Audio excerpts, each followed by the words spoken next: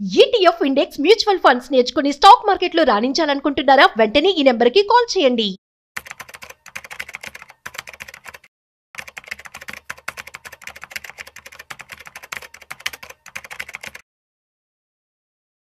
నలభై ఐదేళ్లలో రిటైర్ అవ్వడం ఎలా? సో 45 రిటైర్ అయిపోయి మిగతా లైఫ్ని ఎంజాయ్ చేయడం ఎలా? దీనికి సంబంధించినటువంటి సీక్రెట్స్ ఇవాళ మనతో చెప్పడానికి ఫైనాన్షియల్ ఎక్స్పర్ట్ శ్రీరామచంద్రమూర్తి గారు ఉన్నారు. వారి మాటల్లో మరింత సమాచారం అడిగి తెలుసుకుందాం. హాయ్, హలో, నమస్తే, వెల్కమ్ టు సుమన్ టీవీ. నేను మీ Rajeev Pasupuleti. Let's start. Hi sir, నమస్తే. నమస్తే అండి. సార్, మనం చూస్తున్నట్లయితే ఇది అందరి కళని కూడా చెప్పుకోవచ్చు. 45 రిటైర్ అవ్వడం ఎలా సార్? సాధ్యం అవుతుందంటారా? సాధ్యమవుతుందండి. అసలు రిటైర్మెంట్ అంటే మీనింగ్ ఏంటి? Retirement in the sense like there are no other commitments and enjoying the life. అదేవిధంగా డబ్బులు కూడా మనకి వస్తూ ఉంటాయి, ఇన్ఫ్లో అవుతూ ఉండాలి. మనం కష్టపడకుండా వచ్చిన డబ్బులతో ఎంజాయ్ చేయాలి. యాక్చువల్గా అది కాదు. రిటైర్మెంట్ అంటే మీనింగ్ ఏంటంటే జాబ్ని స్ట్రెస్ లేకుండా చేసే పొజిషన్కి రావాలి. ఓకే. అంటే ఇప్పుడు మనందరం కూడా వీఆర్ వర్కింగ్ ఫర్ మనీ. అవును. సో అలా కాకుండా మనీ కోసం వర్క్ చేయకుండా సఫిషియెంట్ మనీ మనం గెయిన్ చేసుకొని ఫైనాన్షియల్ గా ఫ్రీగా ఉండి మన వర్క్ ని ఎంజాయ్ చేస్తూ చేసేదాన్ని రిటైర్మెంట్ అంటాం. Financial freedom. ఫైనాన్షియల్ ఫ్రీడమ్ మనం తెచ్చుకొని మిగతా వర్క్ ని మిగతా టైం ని అంటే 45 తర్వాత వర్క్ చేసే వర్క్ ని ఎంజాయ్ చేస్తూ చేయటాన్ని రిటైర్మెంట్ అంటాం. అవును. ఎందుకంటే మనకి 45 తర్వాత యాక్చువల్ గా మెచ్యూరిటీ లెవెల్స్ బాగా పెరుగుతాయి. దాని వల్ల ఏమవుతుందంటే వర్క్ లో ఉండే అవుట్పుట్ మనం చాలా క్లియర్ గా ఇవ్వగలం. ఓకే. ఆ మెచ్యూర్డ్ వర్క్ వల్ల మనం చేసే వర్క్ వల్ల వచ్చే ప్రొడక్టివిటీ వల్ల చాలా మందికి ఉపయోగపడుతుంది. అయితే మనం ఏంటంటే ఇవాళ 45 ఇయర్స్ ఉన్న వాళ్ళందరూ కూడా ఆ యొక్క ఫైనాన్షియల్ ఫ్రీడమ్ రాకపోవటం వల్ల ఇంకా స్ట్రెస్ కంటిన్యూ అయిపోయి భయంకరమైన వ్యాధులు తెచ్చేసుకుంటున్నాం 45 to 50 మధ్యలో. 55 తర్వాత రావాల్సిన అన్ని కూడా 45కి వస్తున్నాయి. ఎందుకంటే ఆ స్ట్రెస్ వల్ల ఆ మిడిల్ లైఫ్ లో ఏమవుతుందంటే మనకి ఇప్పుడు ఇంకా మనకి బర్డెన్స్ ఉండి మన పిల్లల ఎడ్యుకేషన్ అని కానీ లేకపోతే మనకి రిటైర్మెంట్ ఏంటనే ఆలోచన కానీ తర్వాత ఆ కమిట్మెంట్స్ అన్ని కూడా అవ్వకపోవటం వల్ల మనం ఎక్కువ ఇంకా స్ట్రెస్ లో ఉంటాం అనమాట. ఇప్పుడు క్వశ్చన్ ఎలా అడగాలంటే 45 కల్లా అసలు ఒక ఫైనాన్షియల్ ఫ్రీడమ్ వచ్చేసేటట్టు ఎలా ఉండాలి? ఓకే. యా. ఈ టాపిక్ లో ఇప్పుడు నా ఏజ్ 40 అనుకోండి, నాకు అప్పుడు 5 years ఉంటుంది. అవును. సో ఇక 45 years ఉన్న వాళ్ళ థింకింగ్ ఎలా ఉండాలి, 30 years లో ఉన్న వాళ్ళ థింకింగ్ ఏంటి, 25 years లో ఉన్న వాళ్ళు ఈ వీడియో చూసినప్పుడు వాళ్ళకి ఏంటి? ఇప్పుడు ఇవాళ 3 కేటగిరీలో మాట్లాడితే మీనింగ్ ఉంటది కదా. మళ్ళీ 20 years అడుగుతారేమో సార్. 20 కంటే ఇంకా అప్పుడే రాదు. ఓకే, వచ్చినా కానీ గుడ్ పాయింట్ ఏంటంటే 20 years 25 years ఉన్న వాళ్ళు కనుక నేను 45కి రిటైర్ అవ్వాలి అంటే మీరు ఫస్ట్ చూస్ చేసుకోవాల్సింది ఏంటంటే డబ్బు కోసం పనిచేయటం కాదు, అసలు ముందు డబ్బు ఎక్కడుందో చూడాలి.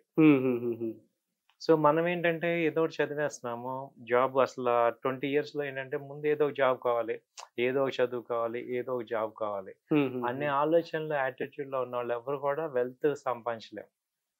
ఫస్ట్ మనం చూస్ చేసుకోవాలంటే నేను తీసుకునే కెరియర్ ప్రొఫెషన్ నాకు విపరీతమైన వెల్త్ తీసుకురాగలదా అనేది ఫస్ట్ చూస్ చేసుకో. సో మీరు 45లో రిటైర్ అవ్వాలి అంటే మాత్రం మీ కెరియర్ ఎలా ఉండాలంటే మీరు తీసుకునే ప్రొఫెషన్ ఎలా ఉండాలంటే వర్క్ ప్రొఫెషన్ అవ్వండి, జాబ్ అవ్వండి, వర్క్ అవ్వండి, అది అసలు బాగా డబ్బులు ఉన్న ఫీల్డ్ అవ్వాలి. అవును. First point. రెండో పాయింట్ ఏంటంటే మీరు చేసే పని 95% ప్యూరిటీ వచ్చేయాలి, అందులో అంత గ్రిప్ తెచ్చుకోవాలి. సపోజ్ మీరు ఇడ్లీ షాపే చేయటం, మీరు ఇడ్లీ బిజినెస్ అనుకోండి, మనం చూడండి మన ఫ్రెండ్స్ ని కూడా ఒక్కోసారి ఇక్కడ టిఫిన్ బాగుంటుందని తీసుకెళ్తాం. అవును. సో ఆ క్వాలిటీ అనేది అంత డెడికేట్ అవ్వాలి. ఏదర్ మీరు జాబ్ చేయండి, లేకపోతే బిజినెస్ చేయండి, లేకపోతే చిన్న బిజినెస్ పెట్టుకోండి, లేకపోతే జాబ్ చేయండి. సో మీరు ఎలా అవ్వాలి అంటే ఇది బాగా గుర్తుపెట్టుకోండి. అంటే 45 నుంచి యాక్చువల్ గా రిటైర్మెంట్ 60 years కదా జనరల్ గా. అంటే ఆ 15 years ఏదైతే వర్క్ చేస్తామో ఆ వర్క్ క్వాలిటీ అంతా కూడా ఇక్కడే చేయాలి. అంటే ఈ 20 years లోనే డబుల్ వర్క్, ఇంపాక్టబుల్ వర్క్ చేయాలి. అంటే మనం వర్క్ చేసామంటే ఆ ఇంపాక్ట్ కనపడాలి. అదేలేండి.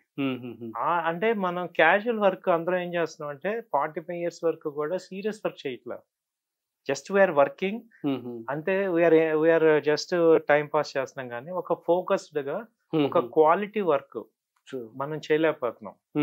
సో ఏదర్ జాబ్ చేసే వాళ్ళైనా లేకపోతే బిజినెస్ చేసే వాళ్ళైనా ఎవరైనా కానీ ఆ ఇంపాక్టబుల్ వర్క్ చేయగలిగితే అక్కడ వచ్చే రిజల్ట్ విపరీతంగా ఉంటుంది. అవును. సో అలాగే మీరు ఏ జాబ్ లోనే జాయిన్ అవ్వండి. జాబ్ చేశారంటే మీరు ఒక ఆఫీస్ లో నేను జాబ్ చేస్తున్నాను అంటే అందరూ కూడా మిమ్మల్ని సపోర్ట్ తీసుకునే స్టేజ్ లో మీరు ఉండాలి. అవును. సో ఎందుకంటే మీరు నాకు వర్క్ లైఫ్ 20 ఇయర్స్ అనేది మీరు మైండ్ లో ఫిక్స్ అయినప్పుడు సో మీ వర్క్ ఎలా ఉండాలి, అందరికన్నా ముందు వెళ్ళిపోవటం కాదు. సో అట్లీస్ట్ అందరూ కూడా 7 అవర్స్ వర్క్ చేస్తుంటే మీరు 11 అవర్స్ అన్నా స్పెండ్ చేసేటట్టు ఉండాలి. ఓకే, కొంచెం ఎక్కువ టైం కేటాయించాలంటారు. ప్లస్ అందరికి యావరేజ్ నాలెడ్జ్ ఉంటే మీకు ఎక్స్ట్రాడినరీ నాలెడ్జ్ కావాలి. ట్రూ. సో అంటే ఆ నాలెడ్జ్ తో మీరు గెలవాలన్నమాట. అంతే. సో ఇది మనం ఎక్స్ట్రా తీసుకుంటే మీకు ఎక్సలెంట్ గా మీరు ఏమవుతారంటే ఆ ఒక ఫోకస్డ్ వర్క్ చేయటం ద్వారా మనమే అంటే ఇందులో షార్ట్ కట్స్ ఏమి ఉండవు. ఈవెన్ షార్ట్ కట్స్ ఉన్నా గానీ అవి సక్సెస్ అవ్వవు. ఇప్పుడు నేను చెప్పే ఏదైనా మేము కూడా అలాగే చేసాం కాబట్టి మేము వాళ్ళు చెప్పగలుగుతున్నాం. సో అందరికన్నా నేను యావరేజ్ గా కాకుండా ఎక్స్ట్రాడినరీ వర్క్ చేయాలి. అప్పుడు ఎక్స్ట్రాడినరీ నాలెడ్జ్ వస్తుంది. ఆ నాలెడ్జ్ ఏమవుతుందంటే మీరు 45 తర్వాత ఏదైతే గ్రోత్ అవుతారో ఆ గ్రోత్ ఇప్పుడే వచ్చేస్తుంది మీకు. అంటే 10 ఇయర్స్ రావాల్సిన గ్రోత్ ని మీరు 5 ఇయర్స్ లో తెచ్చుకోవాలంటే 10 ఇయర్స్ నాలెడ్జ్ ఇప్పుడు అది తెచ్చుకోవాలి. అంటే డైలీ మేము చెప్పేది ఏంటంటే 1 అవర్ కంప్లీట్ గా మీరు మీ స్కిల్స్ ఇంప్రూవ్మెంట్ కి మనం ఫోకస్ చేయాలి ప్రతిరోజు. తర్వాత 1 our money management, asset management ఏంటి, ఆల్టర్నేట్ ఇన్వెస్ట్మెంట్స్ ఏంటి, financial knowledge, so money velocity ఏంటి, ఫైనాన్షియల్ లిటరసీ, దాని గురించి మనం స్పెండ్ చేయాలి. వయసుతో సంబంధం లేకుండా చాలా మంది కూడా తర్వాత 25, 30 ఆ తర్వాత చూద్దాంలే అలా వద్దు.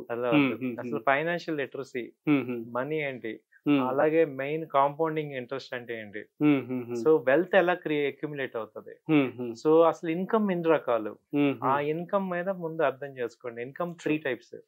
ఒకటి సాలరీడ్ ఇన్కమ్. మీరు ఎంత సంపాదిస్తూ ఉంటే అంత ట్యాక్స్ అవుతూ ఉంటది. 30% ట్యాక్స్ పడుతుంది సాలరీడ్ ఇన్కమ్ లో. అవును. తర్వాత పోర్ట్ఫోలియో ఇన్కమ్ అంటే స్టాక్ మార్కెట్ ఇన్కమ్. అవును. దానిలో మీకు మాక్సిమం 15%. అవును. తర్వాత మీకు క్యాపిటల్ గెయిన్స్, ఇది అసెట్స్ మీద వచ్చే ఇన్కమ్ అంటే రెంటల్ గానీ, దానిలో చాలా నెగ్లిజిబుల్ ట్యాక్స్ పడుతుంది. అవును. సో ఇప్పుడు ఏంటి గవర్నమెంట్ ఫోకస్ చేసేది ఏంటి, సాలరీడ్ ఎక్కువ చేస్తే ఎక్కువ ట్యాక్స్ పడుతుంది. అవును. అంటే గవర్నమెంట్ మనకి ఇండైరెక్ట్ గా ఏం సపోర్ట్ చేస్తుంది అంటే ప్యాసివ్ ఇన్కమ్ సపోర్ట్ చేస్తుంది. అవును. అంటే మీరు ప్యాసివ్ ఇన్కమ్ లో ఎన్ని కోట్లు పెట్టినా మీకు 15%. ఇప్పుడు నేను 1 లక్ష రూపాయలు నేను వర్క్ చేసి సంపాదించాను అనుకోండి, 30% ట్యాక్స్ కట్టాలి. అదే నేను స్టాక్ మార్కెట్ లో గానీ, అదర్ అసెట్స్ బాండ్స్ లో గానీ, మ్యూచువల్ ఫండ్స్ లో గానీ నాకు 1 లక్ష రూపాయలు వస్తే నాకు 50% తగ్గిపోద్ది ట్యాక్స్. అవును. సో ఫస్ట్ మనం నేర్చుకోవాల్సింది ఏంటంటే అసలు ట్యాక్స్ ఏంటి, ఇండియన్ ట్యాక్స్ ఏంటి, దానిలో జెన్యున్ గా ఏం బెనిఫిట్స్ ఇస్తున్నారు, గవర్నమెంట్ ఎటు ఫోకస్ చేస్తుంది, ఎక్కడ తగ్గుతుంది, అది మీకు ఆ ట్యాక్స్ మీద కంప్లీట్ ఐడియా రావాలి. మీరు మాట్లాడితే చార్టెడ్ అకౌంటెంట్ కాదు. ఓకే. మీకు అసలు ఆ ట్యాక్స్ గ్రిప్ ఉండాలన్నమాట. ఓకే. సో వీటి మీద గ్రిప్ పెట్టుకొని ఒక ఫోకస్డ్ గా మనం ఒక ప్లాన్డ్ గా చేసుకొని, ప్లస్ మీకు ఫైనాన్షియల్ అనలిస్ట్ సపోర్ట్ ఉండాలి.